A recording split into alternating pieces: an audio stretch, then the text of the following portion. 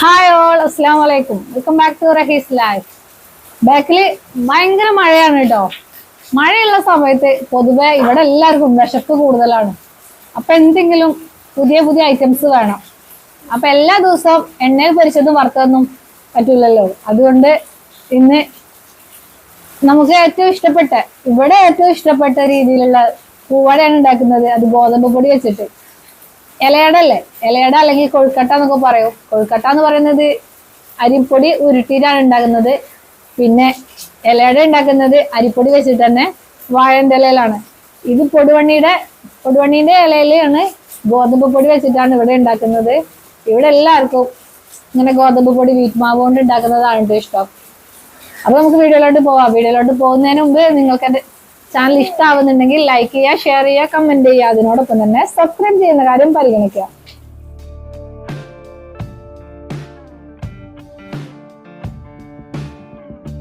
നമ്മൾ ഇലയോട് കൂടി എടുക്കുമ്പോൾ നമുക്ക് അത്ര ചൂട് തോന്നില്ല കേട്ടോ. ചൂട് ഉണ്ടാവില്ല, ആവി കയറുന്ന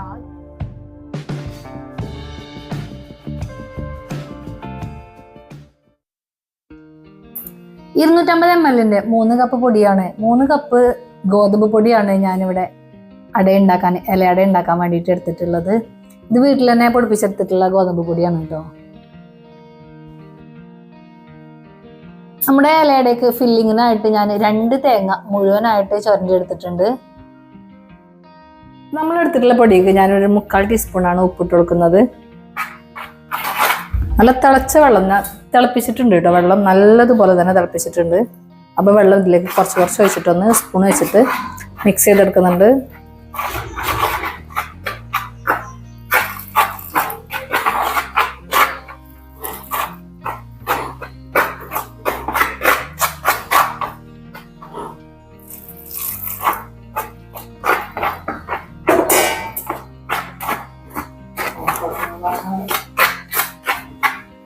നമ്മൾ ചപ്പാത്തി കിടക്കുന്നത് പോലെ അത്രയും സോഫ്റ്റ് ആക്കിയിട്ട് തന്നെ കുഴച്ചെടുക്കാം കേട്ടോ. അപ്പോഴേ ഉള്ളൂ നമ്മുടെ പൂവടക്ക് ഇലയടക്ക് നല്ല സോഫ്റ്റ് ഉണ്ടാവുക.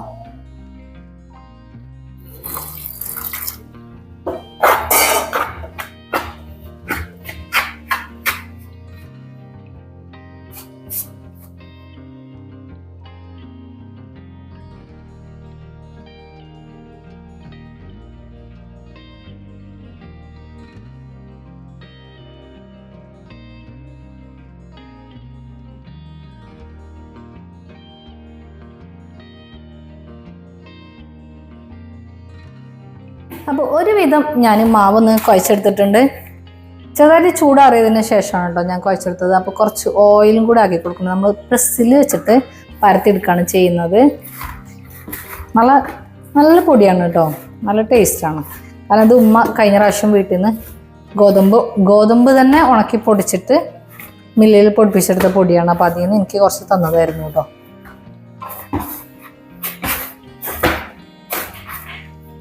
അപ്പം നമ്മൾ അടുത്ത ഓയിൽ എല്ലായിടത്തും എത്തുന്നത് വരെ ഒന്നും കൂടി ഒന്ന് കുഴച്ചെടുക്കുന്നതേ ഉള്ളൂ.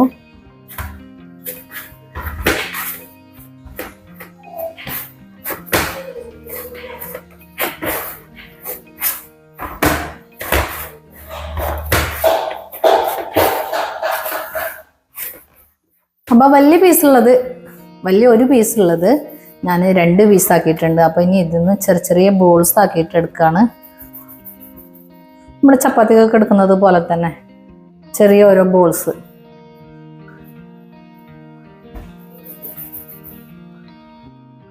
ഇവിടെ മഴയൊക്കെ പെയ്താൽ 4 മണിക്ക് എന്തെങ്കിലും പലഹാരം ചായക്കടി നിർബന്ധമാണ് കേട്ടോ. ഈ പൂവട നെയ്യപ്പാണ് കാക്കുവിന് ഇവിടെ ഏറ്റവും ഇഷ്ടമുള്ളത്. മക്കളും കഴിക്കും. പിന്നെ മധുരം ഓരോരോ വീക്ക്നെസ്സാണ്. സമൂസ, പിന്നെ പരിപ്പുവട, അങ്ങനത്തെ സംഭവങ്ങളൊക്കെ വേണം. കുറച്ച് എരിവുള്ളതായിട്ട് ഉള്ള കട്ട്ലേറ്റ് പോലത്തെ ഐറ്റംസൊക്കെ വേണം. ഇപ്പോൾ ഇതാവുമ്പോൾ എനിക്ക് എളുപ്പത്തിൽ ഉണ്ടാക്കാൻ കഴിയും. നമ്മൾ ഈ ചപ്പാത്തി ഇത് മാവൊന്ന് കുഴച്ചെടുക്കുന്ന റിസ്ക് മാത്രമേ ഉള്ളൂ. ബാക്കിയൊക്കെ നമുക്ക് സിമ്പിളായിട്ട് ചെയ്യാൻ കഴിയും. ഇനി തേങ്ങ ചുരണ്ടി തന്നിട്ടുള്ളതിൻ്റെ സുതിക്കുട്ടിയാണ് കേട്ടോ, താത്താൻ്റെ മോള്. ഒരു ഇതിവിടെ പാസ് ചെയ്തപ്പോൾ ഒന്ന് കയറിയതായിരുന്നു. എല്ലാം കൂടെ ഒന്നിച്ച് ബോൾസ് ആക്കി എടുക്കുന്നില്ല, കാരണം ഡ്രൈ ആയി പോകുമല്ലോ. അതുകൊണ്ട് ഞാൻ ഒരു പീസ് അവിടെ മാറ്റി വെച്ചിട്ടുണ്ട്. ഇപ്പോൾ ഇനി ഉണ്ടാക്കിയെടുത്തത് മാത്രം ചെറിയ ബോൾസ് ആക്കി എടുത്തത് മാത്രം ഞാനൊന്ന് പ്രസ്സിൽ അമർത്തി കൊടുക്കുന്നുണ്ട്. ഇത് ജസ്റ്റ് ബോൾസ് ആക്കി എടുക്കാം കേട്ടോ ചെയ്യുന്നത്.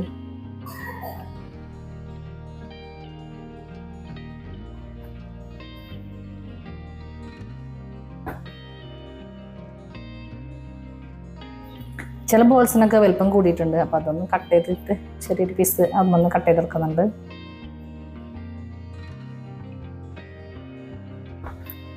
നമ്മൾ തൊടിയിൽ നിന്ന് ഇലയൊക്കെ പറിച്ചു കൊണ്ടുവന്നുകൊണ്ട് കഴുകി റെഡിയാക്കി സെറ്റാക്കി വെച്ചിട്ടുണ്ട് കേട്ടോ. പൊടുവണ്ണീൻ്റെ ഇലയിലാണ് നമ്മളിതൊന്ന് ചെയ്തെടുക്കുന്നത്. വാഴയിലും ചെയ്തെടുക്കാം കേട്ടോ. അപ്പോൾ നമുക്ക് ഇലയുടെ ഉണ്ടാക്കാനുള്ള ഇലയൊക്കെ ഇവിടെ സെറ്റാക്കിയിട്ടുണ്ട്. ഇലയൊക്കെ ഞാനിവിടെ കഴുകി ഒന്ന് തുടച്ച് റെഡിയാക്കി വെച്ചതാണ് കേട്ടോ. ഞാൻ പ്രസ് ഒന്ന് കഴുകി സെറ്റാക്കി എടുത്തിട്ടുണ്ട്. അപ്പോൾ ഇതിലേക്ക് ഇനി കുറച്ച് ഓയിൽ എടുത്ത് വെക്കുന്നുണ്ട്. കാരണം എന്താണെന്നോ, ഇതിൽ ഒട്ടിപ്പിടിക്കാണ്ടിരിക്കാൻ വേണ്ടിയിട്ടാണ് കേട്ടോ. കുറച്ച് ഓയിൽ ജസ്റ്റ് ഒന്ന് 1 ഫിംഗർ വെച്ചിട്ടൊന്ന് തടവി കൊടുക്കുന്നത്.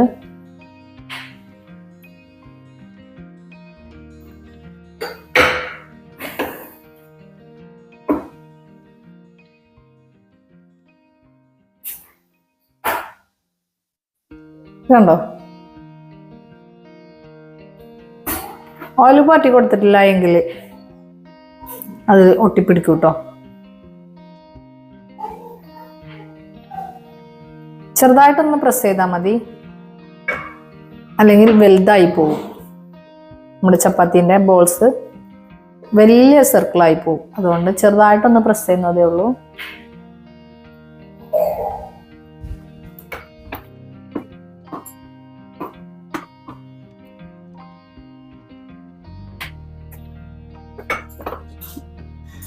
അപ്പം ഞാൻ ഉണ്ടാക്കിയെടുത്തിട്ടുള്ള ബോൾസ് എല്ലാം ഒരു സർക്കിൾ ഷേപ്പിൽ ചപ്പാത്തീൻ്റെ ചെറിയ രൂപത്തിലാക്കി എടുത്തിട്ടുണ്ട്. അപ്പോൾ ഇനി ഇതിലേക്ക് ശർക്കരയും തേങ്ങ ഇട്ട് കൊടുക്കാമെന്ന് കേട്ടോ. അപ്പോൾ ഒരു 2 തേങ്ങയാണ് ഞാനിവിടെ ചുരണ്ടി എടുത്തിട്ടുള്ളത്. ഇതിലേക്ക് ശർക്കര കത്തി വെച്ചിട്ടൊന്ന് ചുരണ്ടി കൊടുക്കുകയാണ്. ശർക്കര എൻ്റെ ബെല്ലാണ് എൻ്റെ കയ്യിലുള്ളത്.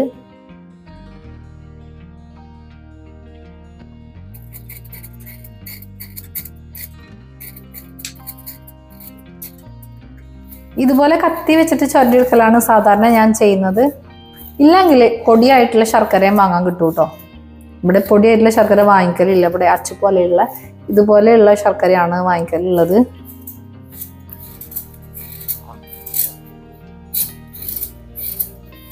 നേരത്തെ തന്നെ ഇത് റെഡിയാക്കി വെച്ചിട്ടുണ്ടെന്നുണ്ടെങ്കിൽ ശർക്കര ഒന്ന് അലിഞ്ഞു പോകും. അതുകൊണ്ടാണ് ഞാനിത് ഏറ്റവും ലാസ്റ്റ് ചെയ്തെടുക്കുന്നത്. അപ്പോൾ നമ്മുടെ ശർക്കര എല്ലാം ഞാനിതൊന്ന് ചുരണ്ടി എടുത്തിട്ടുണ്ട്. അപ്പോൾ ഇനി ഇതിലേക്ക് തേങ്ങ ഇട്ട് കൊടുത്തിട്ടൊന്ന് മിക്സ് ചെയ്തെടുക്കുകയാണ്. ഇവിടെ നല്ലോണം മധുരം വേണം കേട്ടോ. ഇങ്ങനെ നെയ്യപ്പത്തിലും ഇലയുടെ ഒക്കെ ഉണ്ടാക്കുന്ന സമയത്ത് ഒത്തിരി മധുരം വേണം. അതുകൊണ്ടാണ് കൂടുതലായിട്ട് ഞാൻ മധുരം ചേർത്ത് കൊടുത്തിട്ടുള്ളത്.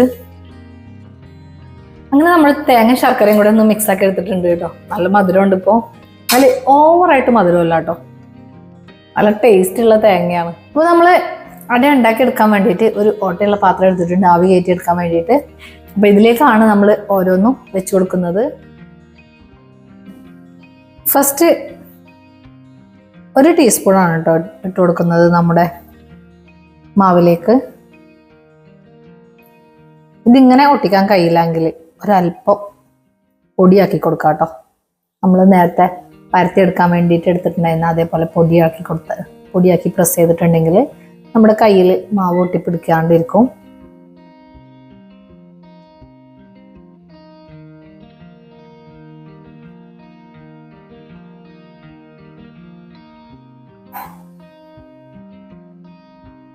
അങ്ങനെ ഓരോന്നോരോന്ന് ഞാൻ സെറ്റാക്കി എടുക്കുന്നുണ്ട് കേട്ടോ. അപ്പോൾ ഇതിന് 1 ടീസ്പൂണ് പിന്നെ ഒരു കുറച്ചും കൂടെയാണ് ഞാൻ ഇട്ട് കൊടുക്കുന്നത്. ഉള്ളിൽ ഫില്ലിങ് നല്ലോണം വേണ്ടേ, അപ്പോഴല്ലേ കഴിക്കുമ്പോൾ രസമുള്ളത്. അല്ലെങ്കിൽ വെറും മാവ് കഴിക്കുന്നത് പോലെ നമുക്ക് തോന്നും കേട്ടോ. വെറും മാവാകുമ്പോൾ ഒരു ടേസ്റ്റ് ഉണ്ടാവില്ല, പ്രത്യേകിച്ച് ആവിയിൽ കയറ്റിയുമ്പോൾ ടേസ്റ്റ് ഉണ്ടാവില്ല. ഫ്രൈ ചെയ്താകുമ്പോൾ നമുക്ക് ആ മാവ് നമ്മളിപ്പോൾ സ്വീറ്റായിട്ട് മൈദപ്പൊടി കൊണ്ട് ഉണ്ടാക്കുന്ന ബേക്കറിയിൽ നിന്ന് വാങ്ങുന്ന പൂവടയില്ലേ, അത് കഴിക്കൂലേ. അപ്പം അത് നല്ല ടേസ്റ്റാണ്. കാരണം എന്താണെന്നോ, അത് നമ്മൾ എണ്ണയിലാണ് വേവിച്ചെടുക്കുന്നത്. അതുകൊണ്ട് അതിനൊരു കുഴപ്പമുണ്ടാവില്ല. വെറും മാവായാലും സ്വീറ്റ് കുറച്ച് കുറഞ്ഞു പോയാലും ഒരു പ്രശ്നം ഉണ്ടാവില്ല. പക്ഷേ നമ്മൾ ആവിയിൽ വേവിച്ചെടുക്കുമ്പോൾ വെറും മാവ് കഴിക്കുമ്പോൾ നമുക്ക് അത്ര ടേസ്റ്റ് ഉണ്ടാവില്ല. അപ്പോൾ അതുകൊണ്ടാണ് ഫില്ലിങ് കുറച്ച് കൂടുതലായിട്ട് തന്നെ ചേർത്ത് കൊടുക്കുന്നത്.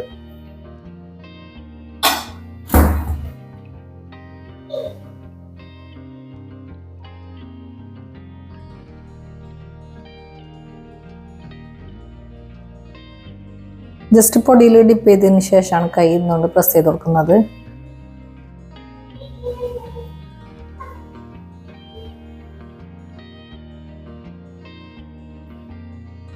നമ്മൾ ചപ്പാത്തിക്ക് കുഴച്ചെടുക്കുന്ന അത്രയും സോഫ്റ്റ് ആക്കിയിട്ട് കുഴച്ചെടുക്കണ്ട കേട്ടോ. അത്രയും റിസ്ക് എടുത്തിട്ട് കുഴച്ചെടുക്കേണ്ട ആവശ്യമില്ല. കാരണം എന്താണെന്നോ, നമ്മൾ അത്രയും വലുതാക്കിയിട്ട് പരത്തിയെടുക്കുന്നില്ലല്ലോ. അതുകൊണ്ട് വക്കെല്ലാം പൊട്ടിപ്പോകുന്നില്ല പേടി വേണ്ട. ഇത് ചെറിയ ബോൾസ് ആക്കിയിട്ടല്ലേ എടുക്കുന്നത്, ചെറിയ റൗണ്ട് ഷേപ്പിലാക്കിയിട്ടല്ലേ എടുക്കുന്നത്. അതുകൊണ്ടാണ് അത്ര തന്നെ സോഫ്റ്റ് ആക്കിയിട്ട് കുറേ സമയം കുഴച്ചെടുക്കണ്ടെന്ന് പറഞ്ഞത്. ഇനിയിപ്പോൾ കുഴച്ചെടുക്കുന്നത് കൊണ്ട് ഒരു പ്രശ്നമില്ല കേട്ടോ.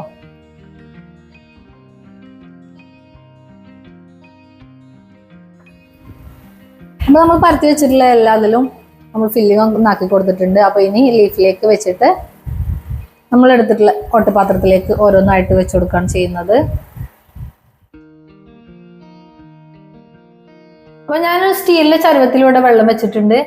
നമ്മുടെ ഇലയുടെ ഒന്ന് ആവി കയറ്റിയെടുക്കാൻ വേണ്ടിയിട്ട്. ഇത് കണ്ടോ, ഇങ്ങനെ തിക്കായിട്ട് വെച്ചെടുത്തിട്ടില്ല കേട്ടോ. 1 2 3 4 5 6 ഇപ്പോൾ ഇതിൽ വെച്ച് കൊടുത്തിട്ടുള്ളത്. തിക്കി നിറച്ച് വെച്ച് കൊടുത്തിട്ടുണ്ടെങ്കിൽ പെട്ടെന്ന് ആവി കയറി വരൂല. ആവി കയറി വരൂല എന്നുള്ളതല്ല, ആവി കയറും, പക്ഷെ എല്ലായിടത്തും ഒരുപോലെ കുക്കായി വരൂല കേട്ടോ.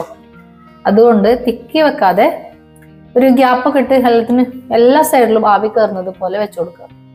ഇപ്പൊ 20 മിനിറ്റ് ആയിട്ടുണ്ട് ഞാൻ ഇത് കുക്ക് ചെയ്യാൻ വേണ്ടി വെച്ചിട്ട്. അപ്പൊ ആവിയൊക്കെ നല്ലോണം പുറത്തേക്ക് വരുന്നുണ്ട് കേട്ടോ. ഇപ്പോ നല്ലോണം കുക്കായിട്ടുണ്ട്. ഇത് കാണുമ്പോൾ തന്നെ മനസ്സിലാവുന്നുണ്ട് കുക്കായിട്ടുണ്ട്. ഞാൻ തൊട്ട് നോക്കരുത് കേട്ടോ, അപ്പൊ ആവി കയ്യിൽ കയറും.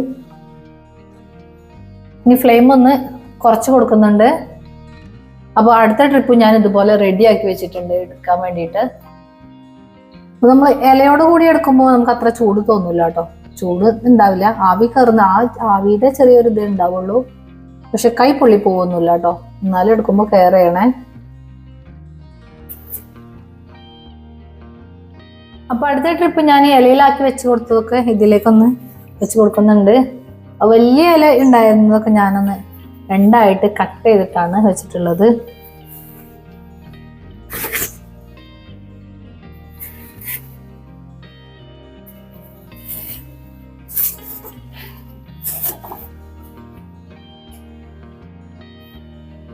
അപ്പൊ ഇനി ഫ്ലെയിം ജസ്റ്റ് ഒന്ന് കൂട്ടി കൊടുത്തതിന് ശേഷം മൂടി വെച്ച് കൊടുക്കുന്നുണ്ട്. അപ്പൊ നമുക്ക് നമ്മുടെ കട്ടൻ ചായന്റെ കൂടെ മഴയൊക്കെ പെയ്യുമ്പോൾ ആസ്വദിച്ച് കഴിക്കാൻ പറ്റുമെന്ന് തന്നെ കേട്ടോ. സിമ്പിളായിട്ട് തയ്യാറാക്കുകയും ചെയ്യാം, ഈസി ആയിട്ട് തയ്യാറാക്കി എടുക്കാം കേട്ടോ. പിന്നെ ചൂടോട് കൂടി കഴിക്കണം. ഇതിൽ നല്ലോണം മധുരമുള്ളത് കൊണ്ട് തന്നെ മധുരമില്ലാത്ത കട്ടൻ ചായന്റെ കൂടെ അടിപൊളിയാണ്. സ്ഥിരമായിട്ട് ഇങ്ങനെ ഇലയട ഉണ്ടാക്കുന്ന ആളുകളുണ്ടെങ്കിൽ ഒന്ന് കമന്റ് ചെയ്യുന്നുണ്ട് കേട്ടോ. കണ്ടോ, എല്ലായിടത്തും ഫില്ലിങ് ഉണ്ട്. അപ്പൊ ഫില്ലിംഗ് ഒക്കെ ഇങ്ങനെ ഉണ്ടാകുന്ന സമയത്ത് നല്ല ടേസ്റ്റ് ആണ്. ഫില്ലിംഗ് കുറച്ച് കൂടുതലുള്ളത് തന്നെ കേട്ടോ ടേസ്റ്റ് ഉള്ളത്. അപ്പൊ നമ്മൾ ഉണ്ടാക്കിയെടുത്തിട്ടുള്ള ഈ ഇലയട അടിപൊളി ടേസ്റ്റ് ആണ് കേട്ടോ. ഒന്നാമത് നല്ല ടേസ്റ്റ് ഉള്ള തേങ്ങയാണ്. അതുപോലെ തന്നെ നല്ലോണം ഡാർക്ക് ആയിട്ടുള്ള ശർക്കരയല്ല എടുത്തിട്ടുള്ളത്, ഒരു ലൈറ്റ് ബ്രൗൺ ആയിട്ടുള്ള ശർക്കരയാണ് കേട്ടോ. ഡാർക്ക് ശർക്കരക്ക് വേറെ ഒരു ടേസ്റ്റ് ആണ് വരുന്നത്. അതുകൊണ്ട് ഞാനിങ്ങനെ സ്നാക്സ് ഉണ്ടാക്കാൻ വേണ്ടിയിട്ടൊന്നും ഡാർക്ക് കളർ ശർക്കര എടുക്കാറില്ല. ഡാർക്ക് കളർ ശർക്കര ഇവിടെ എടുക്കുന്നത് ഹൽവ ഉണ്ടാക്കാൻ വേണ്ടിയിട്ടാണ് കേട്ടോ. അതിന് നല്ലതുപോലെ കറുപ്പ് കളർ കിട്ടാൻ വേണ്ടിയിട്ടാണ് ആ ശർക്കര യൂസ് ചെയ്യുന്നത്. അപ്പൊ നിങ്ങളായാലും ഇങ്ങനത്തെ സ്നാക്സുകളോ ഇങ്ങനെ പലഹാരങ്ങളൊക്കെ ഉണ്ടാക്കുന്ന സമയത്ത് ലേറ്റ് ആയിട്ടുള്ള ശർക്കര ഉപയോഗിക്കാൻ വേണ്ടി ശ്രദ്ധിക്കാം കേട്ടോ. പിന്നെ പായസത്തിലൊക്കെ ആണെന്നുണ്ടെങ്കിൽ നല്ലോണം ലേറ്റ് ആയിട്ടുള്ള ശർക്കര തന്നെ ഉണ്ട്. സെപ്പറേറ്റ് ഓരോ കടക്കാരോട് ചോദിച്ചാൽ 2 3 4 വിധത്തിൽ കളറുകളുള്ള ശർക്കര കിട്ടും നമുക്ക്. ഇനിയിപ്പോ ശർക്കരന്റെ പൊടി വാങ്ങുകയാണെന്നുണ്ടെങ്കിലും നിങ്ങൾ അങ്ങനെ തന്നെ ചോദിച്ചിട്ട് വാങ്ങാൻ വേണ്ടിയിട്ട് ശ്രദ്ധിക്കുക. അപ്പോൾ ഇത് അടിപൊളിയാണ്, നല്ല ടേസ്റ്റ് ഉണ്ട് കേട്ടോ. അപ്പൊ നിങ്ങളൊന്ന് ട്രൈ ചെയ്ത് നോക്കിയിട്ട് അഭിപ്രായം പറയാ. അപ്പൊ ഇത്രയൊക്കെയാണ് ഇന്നത്തെ വീഡിയോ. നിങ്ങൾക്ക് എന്റെ വീഡിയോസ് ഇഷ്ടമാവുന്നുണ്ടെങ്കിൽ ലൈക്ക് ചെയ്യുക, ഷെയർ ചെയ്യുക, കമന്റ് ചെയ്യുക. അതിനോടൊപ്പം തന്നെ സബ്സ്ക്രൈബ് ചെയ്യുന്ന കാര്യം പരിഗണിക്കുക. അടുത്ത ദിവസം നിങ്ങൾക്ക് ഉപകാരപ്പെടുന്ന മറ്റൊരു വീഡിയോ ആയിട്ട് വരുന്നവരേക്കും സൈനിങ് ഓഫ് ഹിസ് ലൈഫ്.